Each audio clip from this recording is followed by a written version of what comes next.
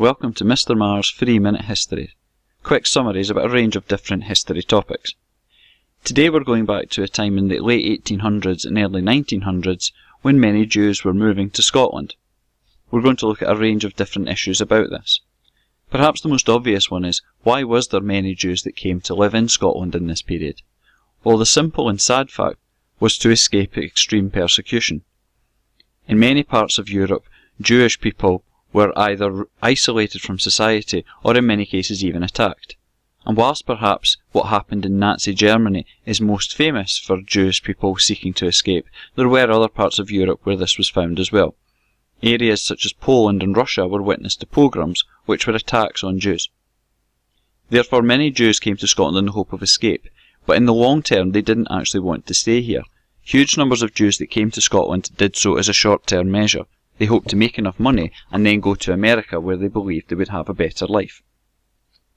For those Jews that came to Scotland though, they were largely to be found in the cities, in particular Glasgow. Glasgow was certainly the location in Scotland where the largest number of Jews could be found. Initially this was especially in places such as the Gorbals and other poor areas. Other parts of Scotland though, such as Dundee and Edinburgh, did also have a Jewish community to be found. Over time, as Jews began to become richer and more part of Scottish society, many of them began to move to some of the nicer areas, especially in the south of Glasgow. Jewish immigrants to Scotland had a notable impact when it came to jobs and their wider economic impact. Although some Jews did find work in the factories, many Jews ultimately worked for themselves. Initially, many of them worked as hawkers and peddlers. These were people who went on the streets, selling different products. Others set up their businesses to sell things such as grocers and furniture. Many other Jews became involved in the tailoring business, designing and preparing and ensuring that clothes could be sold across Scotland. There was also a number of Jews who were involved in the tobacco trade, selling either in wholesale or ultimately in small shops where people could buy the tobacco for their own use.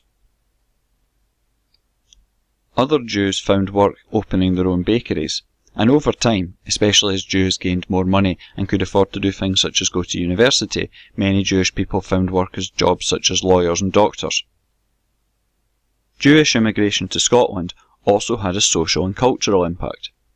One obvious one was that synagogues, which are Jewish religious buildings, began opening in Scotland.